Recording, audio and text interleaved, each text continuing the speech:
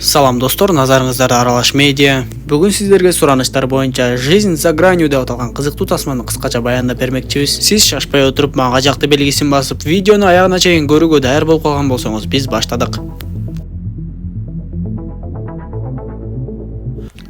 Тасманын башында эле Анна Тайлер аттуу мугалим кыз менен таанышабыз. Ал өзүнүн жигити Пол менен көптөн бери сүйлөшүп жүрөт. Бирок акыркы учурларда Анна негедир эле стресске кабылып, өзүн тынчтандыруу үчүн ар кандай дарыларды ичип, бат эле жини келе бере тургандыктан Пол менен дагы ар күн сайын уруша баштады. Ал өзүнүн окуучуларынын арасындагы Джек деген баланы башка балдар ар дайым басынта бере тургандыгын байкап калат да. Бир күнү Джекти ошол балалардан куткарып калат. Андан соң адаттагыдай дарыларын ичип, чачын дагы башка өңгө боёп алат да. Жакында эле көз жумган өзүнүн мугалим эжесинин акыркы сапарга узатуу салтанатына барат. Ошол жактан ал Элиот деген адам менен да жолугуп таанышып калды. Элиот болсо өлгөн адамдардын денелерин калыбына келтирип, аларды акыркы сапарга узатканга чейинки иштерди аткарган адам болчу. Качан гана Анна мугалим эжесинин жанына барган кезде ал жерде жаткан өлүк дененин оозу кыймылдап дем алып жаткандай сезилип кетти. Аягында ал өзүн жаман сезип унаасын айдап жөнөп кеткенде Элиот аны бир топко чейин карап турду. Кечинде ал Пол менен жолукканда Пол Аннага «Мага жумушуман эми башка жумуш берип жатышат. Мен эми башка шаарга барып иштешим керек экен» десе, Анна тез эле Полго таарынып, «Сен эптеп эле менден алыстоонун жолун таппай атат окшойсуң» деп сыртка чыгып жөнөйт. Пол болсо андай эместигин айтып, аны токтотконго аракет кылса деле, Анна эч эле токтобой жамгыр жаап жатканына карабай унаасын катуу айдап жүрүп кетет. Жолдон Анна телефонун алып алаксып кетет да өтө катуу жол кырсыгына учурап калат. Бир кезде Анна көзүн ачса эле бир жерде жаткан болуп, анын маңдайынан баягы Элиот көрүнөт. Анна Элиоттан «Мен кайдамын» деп сураса, Элиот ага «Сен өлүк канадасың, сен өлүп калдың» деп айтат. Ал сөздөрдү уккан Анна эч эле ишенгиси келбей, бирок Элиот ага Аннанын өлүп калгандыгы жөнүндөгү күбөлүктү көрсөтүп, «Сен чындап эле өлүп калдың, сенин денеңде кандын айлануусу токтоп, денең дагы өзгөрө баштады» деп айтып, албетте эч бир адам өлгөндөн кийин алгачкы жолу ойгонгондо өлгөнүнө ишенгиси келбейт деп айтат. Эртең менен ойгонгон Пол үйгө Аннанын кайтып келбегенин билип, дароо эле ага телефон чалып издей баштады. Көрсө ал кечээ күнү Аннаны ресторанга чакырганда ага үйлөнүү жөнүндө сунушун айтып, Аннанын колун сурамак экен. Ал эң биринчи эле Аннанын иштеген мектебине барып, аны сураса, ал жердеги мугалимдер бүгүн Аннанын келбегенин айтышат. Анда Пол дароо эле Аннанын үйүнө жетип барып, анын апасына жолугуп, анын апасынан Аннанын кечээ күнкү жол кырсыгынан улам өлүп калганын билет. Апасы болсо Полго «Сен эмне үчүн андай катуу жамгыр учурунда Аннага унаа башкарууга жол бересиң» деп күнөөлөйт. Бул учурда Анна дагы эле өлүп калгандыгына ишенбей, Элиоттан кое берип жиберүүсүн суранып жатат. Бирок Элиот «Сен чындап эле өлүп калдың» деп таакыр болбой коюп, Аннанын чекесиндеги айрылган жерин жамап жатып, Аннанын мойнуна бир сары суюктукту сайып салды. Аңгыча болбой ал жерге Аннанын апасы дагы келип калыптыр. Ал кызынын айрылган чекеси жамалганын көрүп, ал Элиотка «Кызым чачын башка өңгө боёп алыптыр. Сен анын чачтарын мурун кандай болсо ошондой кылып койчу» деп суранат.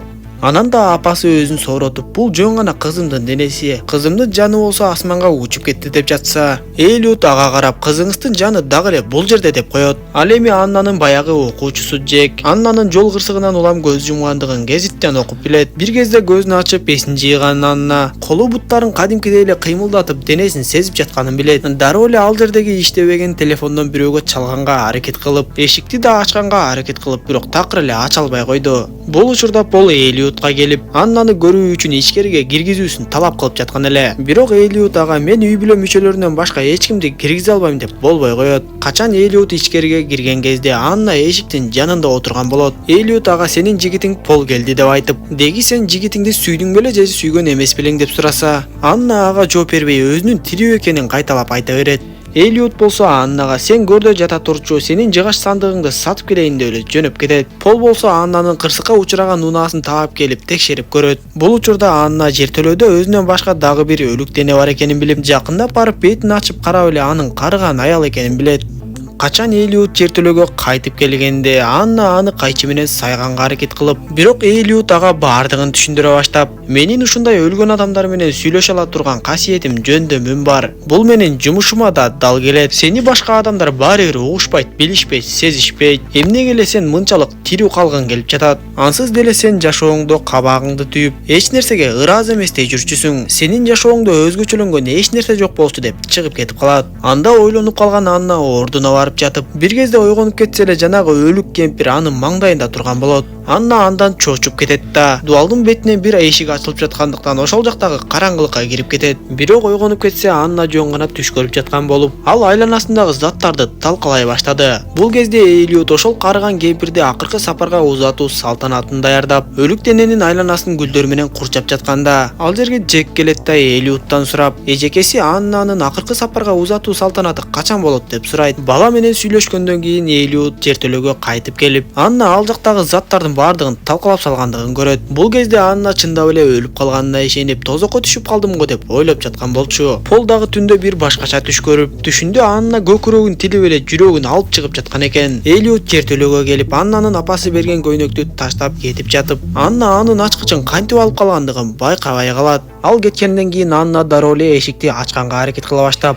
унаасын айдап май куюучу жайга жеткен Элиот майын куюп бүтөт да, чөнтөгүндө ачкычы жок экенин билип, дароо артка кайтат. Жертөлөдөн жогоруга чыккан Анна имараттын эшигин араңтаап качып чыгайын деп жатканда, Элиот унаасы менен кайтып келгенге жетишип калат. Анда Анна бычакты алып имараттан жашынып качып жүрөт. Бир кезде ал иштеген үй телефонун таап алат да, дароо эле Полго чалып андан жардам сурай баштайт. Бирок ансыз да өзүнүн башын жоготуп жаткан Пол, муну кимдир бирөөлөр мени шылдыңдап жазап жатат го деп телефонду коюп салат. Ушул кезде Элиот Аннаны таап келет да, баары бир сени менден башка эч ким укпайт жана көрө албайт. Сенин жакындарың ансыз да сени ойлоп кыйналып жатышканда, сен ого бетер аларды кыйнап жатасың деп айтып, Аннаны күзгүнүн маңдайына алып барып, анын чындап эле кан жүгүрбөй калган денелерин көрсөтүп, Анна болсо эми гана чындап ишене баштады окшойт. Ушул учурда көчөдө турган Джек терезеде турган эжекеси Аннаны көрүп калат. Джекти Элиот дагы көрүп, ал эжекесин көрүп калгандыгын түшүндү. Анна болсо эч каршылык көрсөтпөй жертөлөгө түшүп ордуна жатып чачын жуудура баштайт. Эртеси күнү Пол Аннанын мектебине анын буюмдарын алуу үчүн барганда, Полду таанып калган Джек, мен кече күнү эжекени өлүкканада кызыл көйнөк кийип алып жүргөндүгүн көрдүм деп айтат. Пол болсо Джекке сен эмнени эле айтып жатасың деп ачууланып кетти. Бул кезде Элиот өлүкканага келген дагы бир өлүк адамдын денесин даярдап жаткан болчу. Ал адаттагыдай эле Аннага суюктукту сайып уктатып коет да, жогоруга чыгып өлүк адамдардын тартып алган сүрөттөрү менен сүйлөшө баштайт. Бир аздан соң эле ал терезеден үйдүн жанына полиция унаасы келгенин көрүп, өзүн башкача сезип коркуп кеткендей болду. Көрсө ал жака келген полиция жаңы эле келген өлүк адамдын жакыны болот экен. Полиция Элиот менен сүйлөшүп жатып, ал жердеги Аннанын денесин дагы байкайт. Кийинки көрүнүштө Элиот Джек менен сүйлөшүп жатканын көрөбүз. Ал Джекке дагы менин өлүк адамдар менен сүйлөшө ала турчу касиетим бар деп айтып, эгер сен өлүп калган эжекеңди көргөн болсоң, анда сенин дагы мага окшош жөндөмүң бар экен. Мен сага дагы көп нерселерди үйрөтөм деп эле алдай баштады окшойт. Кийинчерээк Пол чындап эле Аннанын кызыл көйнөгү бар болгонун эстеп, дароо эле өлүкканага жетип барат да мага Аннанын денесин көргөздөп ызы-чуу сала баштайт. Ойгонуп кеткен Анна Полдун үндөрүн да угат, бирок ал бул кезде өзүнүн өлгөнүнө толук ишенип моюн сунуп калган болчу. Элиот Полду ал жака киргизбей койгондуктан, эми Пол полицияда иштеген досуна жетип келет да, силер тезден өлүккананы текшеришиңер керек. Сыягы жанагы Элиот деген адам бир нерсе кылып жатат окшойт. Мен Аннанын өлүп калганына такыр эле ишене албайм. Анткени кырсык болгон учурда тез жардамдын дарыгерлери денени жандандырганга аракет кылбай эле аны өлүккө чыгарып салышы мүмкүн. Мен жок дегенде Аннанын өлүк денесин чындап өз көзүм менен көрүшүм керек деп айта баштайт.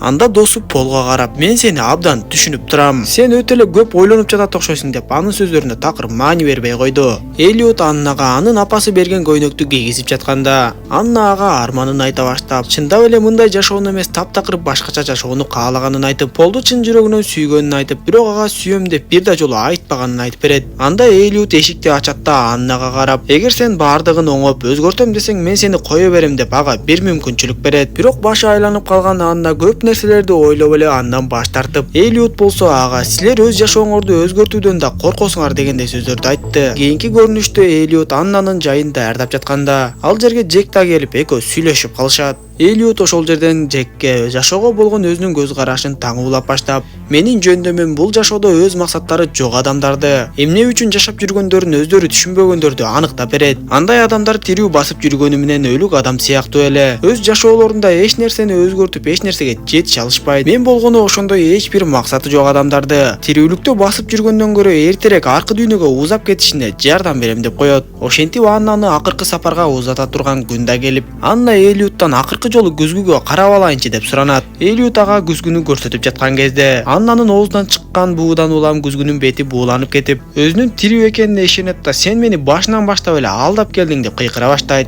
Бирок Элиот ага дароо эле ийнени сайып уктатып койду. Салтанат учурунда Аннанын жанына Пол жетип келет да, анын колуна баягы даярдап жүргөн шакегин тагып, анын денеси чындап эле өтө муздак экенин сезип, Аннанын өлүп калганына эми ишенди окшойт. Бул учурда Элиот Аннаны ойгонуп кетпесин деп тиленип жатты окшойт. Качан Аннаны көмө баштаганда гана Анна эсине келет. Аннаны узатышкандан кийин Пол ичимдиктерди өтө эле көп иче баштаганын көрөбүз. Бир кезде Элиот анын жанына келет да, Пол Элиотту жакадан алып ага ар кандай сөздөрдү айта баштаса, Элиот Полду тынчтандырганын ордуна күч өтүп, а балким Анна чындап эле азыр дагы тирүүдүр, сен барып аны текшерип көрбөйсүңбү деп, кеч болуп кала электе жетип бар, Аннанын аз гана убактысы калды деп таң калыштуу сөздөрдү айтат. Анда Пол унаасын катуу айдап жөнөп, Аннанын көрүстөнүнө бара жаткан жолдо аз эле жерден жол кырсыгына учурап калайын деп жатты. Ал көрүстөнгө жетип, Аннаны чыгарып куткарып сүйүнүп жаткан кезде, бул жөн гана Полдун элестөөсү болуп чыгат. Чындыгында ал бул жака келе жатканда жолдон чыгып кетип кырсыктап калган болчу. Пол көзүн ачкан кезде ал өлүкканада жаткан болуп, бул жолу Элиот жекти да жардамчы кылып кошуп алып, Полдун маңдайына келип сен өлүп калдың деп айтып жаткан жеринен тасма соңуна чыгып калат.